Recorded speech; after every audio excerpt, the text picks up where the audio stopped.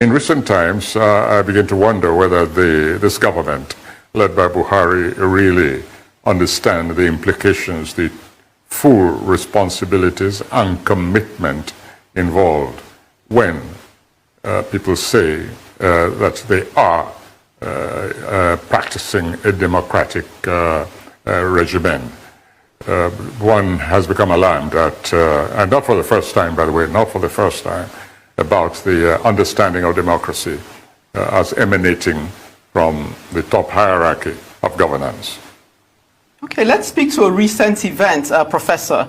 You categorized the government's behavior in banning or suspending Twitter. You said the government was acting petulantly. A week on, what do you think was achieved by that suspension? Yeah, this is one indication, one indicative of what I'm saying exactly. In aborting or in truncating the various channels of self-expression open to any populace, right? any kind of polity, you are absolutely abrogating the very essence of democracy. Democracy is not a sequence or series of spasms of symbolic gestures, such as restoring June 12th as the Democracy Day. That's purely symbolic. It's an act of restitution. In fact, I read comments about this, and people saying, "Oh, it was all a deceit. It was all a deceit." How can there be a deceit when it was never a reality? No, that restoration was obviously a symbolic gesture, which was very calculating, by the way, very calculating. But it has to be manifested consistently and without exception in the act. And when you truncate any channel of self-expression of a people, you are literally becoming an enemy of democracy. It's so obvious. I mean, it's so plain. I just don't understand why one even has to expatiate on it. We do apologize for the poor audio you're having to do with Professor WOLE SOYINKA, but I want to stay on Twitter. When you look at the government's argument that the platform gives different rules to different people, they give example of the IPOB leader, Nnamdi Kanu. They say the platform has allowed him to be more bigoted, more incendiary comments are coming from him than have ever been tweeted by the Nigerian president. So do they have a point when they say that? Different rules for different people? Yes. When I say that it's evident that democracy means different things to different people, it's a statement criticizing the latest acts of this government, especially in relation to freedom of expression and even more important, freedom of association. The language, for instance, which Buhari used in his interview recently and even in his statements from Asorok, when in relation to those who are clamoring for this or clamoring for that, especially the quote-unquote so-called secession advocates and so on, there is a statement like we're seceding or we're no longer part of this is an act of criticism, is a critical statement, critical statement of the situation as is. And any sensitive leadership must learn to understand this and respond to the reasons behind those agitations. Not say that, not start threatening and bullying and trying to intimidate people, because they are giving vent to very deep-seated grievances. I mean, I watched, let me just diverge a little bit. Again, stop me if I go off the intended question, because I only partially heard it. For instance, there was a question, I watched this interview with Buhari on this very channel, and there was a question about a question which involved the statement, the position of the various governors on open grazing. Yeah, here is at least 50% of a nation, at least their representatives saying that within the Constitution, within this democratic dispensation that we say we're operating, we're saying on behalf of our people, we do not want open grazing anymore. And then somebody sits in Aso Rock and says to them, oh, well, there's a kind of constitution. I'm instructing my Attorney General to dig up some kind of law, colonial law, which arbitrated between farmers and herders. And says, so I'm instructing him to dust up those old mangy documents, and so that I can recover on behalf of a certain private business. I can recover the old roots, which means that he's not listening. He's not listening to what the people are saying. He's not listening to what the governors representing them are saying. He's saying, I am going to restore those roots by referring to some colonial arrangement. Now, when I listen to a thing like that, I really despair. It was a very instructive, I want to say this, it's the most instructive interview. I mean, not that there was anything new in it. One was just hoping that this government had transcended that kind of partisan thinking. It was very instructive. I was a leader who, incidentally, I must congratulate him on one thing. He seemed to have recovered his verve. He was energetic, he was quite articulate, he seemed to think about what he was saying. It's a very different kind of Buhari, but it's also a rather, disturbing kind of Buhari, because this was the language of a leader who felt he was on a roll, while the nation is on a roller coaster. And that's even putting it mildly. In fact, the nation is on a nosedive. And there he is, feeling that he's on top of events, and everybody from all quarters, traditional rulers, north, south, east, west, the ordinary people in the street, the professionals, the intellectuals, name it, the foreign governments, statements by foreign society. I'm not talking about Western government or Eastern government. I'm just talking about even some of our African governments are saying this nation is on a nosedive. And there he is, as if he's just woken up to a situation where he last took off to nowhere mentally, And that is why the leader is able to say, no, I'm ignoring, I haven't heard what everybody is saying, and I am going to reinstate the old rules through one means, the old cattle rules through one means or the other. That's not, it means he's not listening. And if a leader doesn't listen, he's not engaging in the democratic imperative.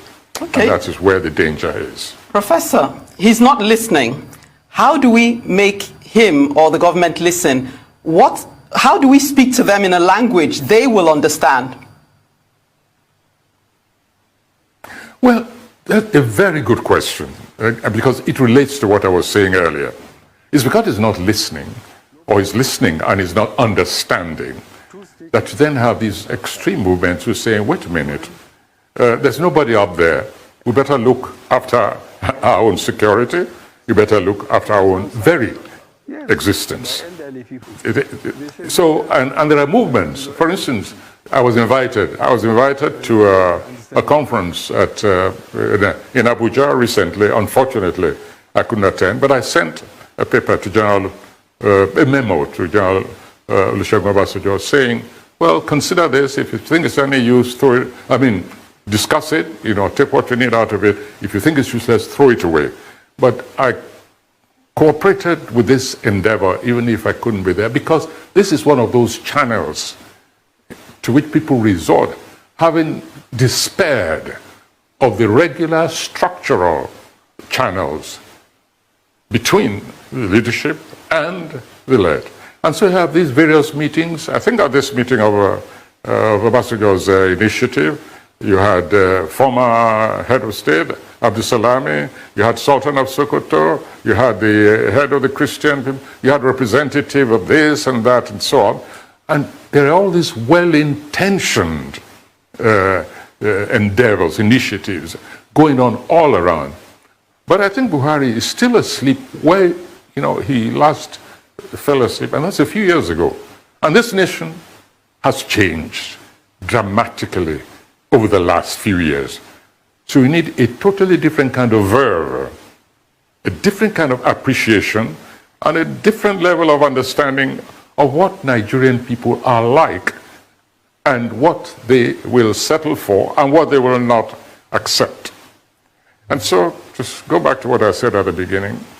On this so-called Democracy Day, we're embarked in a plane on a nosedive. And Buhari had better listen to all these various initiatives which are taking place around him. Ultimately, the buck stops at his desk. He takes his decision, but at least let's have a sense that in that place called Aso Rock, whoever is in charge is listening, ingesting, digesting, analyzing, and recognizing the fact that the tempo of disintegration of this nation has accelerated in the last couple of years beyond anything we've ever known since the Civil War. Professor Soyinka, you paint such a troubling picture, but let's talk about the role of the people in forging democratic governance and demanding accountability. Would you say the Nigerian people have been too docile for too long, or are they just too complacent? Well, I heard what you said about the people in government around him. The people immediately around him, let me tell you, it's about time he sacked most of them anyway. They're not doing him or the nation any service. They're distorting. I think they're just lickspittles who say to him what they think he wants to hear. So if he's depending on them, his government is doomed, and so is this nation, unfortunately. There's nothing wrong with the government being doomed. People know how to find themselves. But unfortunately, the nature, the causes of disintegration, of destabilization of everything we've ever known, everything we've ever built up, is going to redound most negatively on the nation. And during this so-called Democracy Day, it's time for some drastic rethinking on the part of this government. Professor Soyinka, I was asking about the role of the Nigerian people in the democratic process. How would you describe their role so far? How do I define it? All right. Let's go back to, let's go to a statement recently made by one of the governors. I think it was the Oyo State governor. And it had to do with the recent attack, this just butchery which took place in Oyo State, which is one of those defining moments. It's not the first, I'm just saying the most recent defining moment for the future of this nation. And he was saying, I cannot defend my own people, but we've set up the structures of defense, but we lack the equipment. We lack the equipment. And he's speaking, not for himself, he's repeating what everybody has been saying. We lack the equipment, we're ready to order it, we're ready to pay for it, we're waiting for the authorization from Aso Rock, from Buhari. I expected a leader to leap into the fray and say immediately, what authorization are you waiting for? Your people are being killed, you need this, I'm going to facilitate it. Come and see me in Aso Rock, if the authorities to rest with it. Because this governor is articulating the misery, the despair, the desperation of his own people, who say we're being butchered every day, serially, in morsels, collectively, and we need this to be able to protect ourselves and therefore continue to be part of this nation. Well, are you surprised then that the people then get up? Where did Sunday Igboho come from? What brings up individuals in desperate straits like Igboho? It's when they feel that they're not being listened to, and that their very existence is in jeopardy, is in fact in great question. So when you ask me what do the people feel, you hear it everywhere. You see it, you hear it in all those rallies saying we've had enough, we're going Oduduwa way, we're going Biafra way, we're going if the Benue people, for instance, felt that they had the logistics and that they were positioned to even talk about secession, they would have been the first talking secession, considering what's been happening to them in Benue over the past few years, to which nobody seems to be able to find a solution. So you shouldn't be asking me what people are saying. It's out there on the streets. It's in the open, every day. Go to the western corridor of Nigeria, Lagos, Ogun State, Oyo, just go up there towards Squara. Go to that western corridor and see what's happening there. And so don't ask me what people are saying. It's obvious. Why was Amotekun created? It is an act of desperation, of frustration. Because those who are actually in charge, I mean, everyday kidnap, it's become a business. And then somebody comes on air and acts as if all is well, as if, very blithely, as if we're in a very simple, just a minor hiccup somewhere or the other. I'm saying this whole nation is about to self-destruct. And I'm not the only one saying it. And it's time Buhari and his government listen and take action. Otherwise, we will not be celebrating another Democracy Day come next year. Okay, Professor, my colleague was actually asking what people should be doing. But let's dream a little. What would you like to see? What people should be doing? All they can in their capacity. They're mobilizing, they're crying out aloud, they're creating self-defense forces, they're marching through the streets, demanding extreme action. What more should they be doing? I don't understand that question. Okay, let me move. Let's. You see it in the street, what they're doing. Let's look ahead, though. Let's dream a little. Come 2023, what would you like to see in Nigeria as a way out, as a way forward? All right.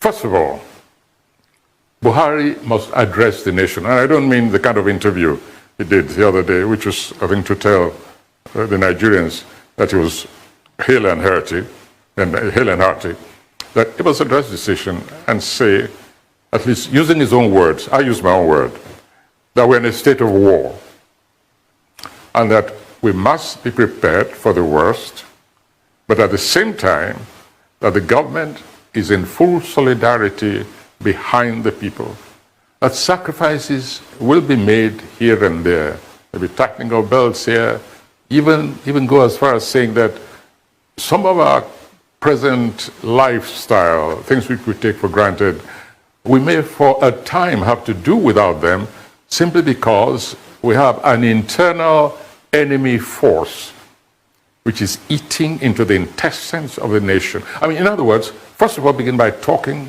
to people like a leader, and a leader who's awake to the realities of the situations. Then let us see actions actually being taken. I'm tired of hearing, for instance, that, oh, don't worry, you'll see differences in a few weeks' time. You'll see a difference in a short while. You see, no, I think we're a bit tired of that. He's got to put his cards on the table. He's got to take people into confidence. He's got to stop exuding a false confidence, because that kind of confidence is totally false. It's not based on realities. And we've got to see an acceleration of actions to retrieve this nation from the very edge. It's no longer the problem of the people, it's the problem of leadership, because the people have shown themselves ready to act to save their own communities. Well, I'm glad you cleared that, because the president in one of his recent engagements say Nigerians forget too easily by allowing and enabling corrupt politicians back into power. But let me ask you about the calls for cessations and the agitation. You recently dissociated yourself from the call for a Yoruba nation. How do you think that these calls for cessation have been handled so far by the federal and state governments? And do you totally, disagree with the calls? Well, I'm glad you mentioned the politicians, and we have to be brief because I really must dash. You mentioned the politicians. I think the politicians are not doing enough. NAS, Senate, if they study the Constitution very carefully, they find that they have certain powers which they haven't touched. And I've discussed this with lawyers, by the way, constitutional lawyers.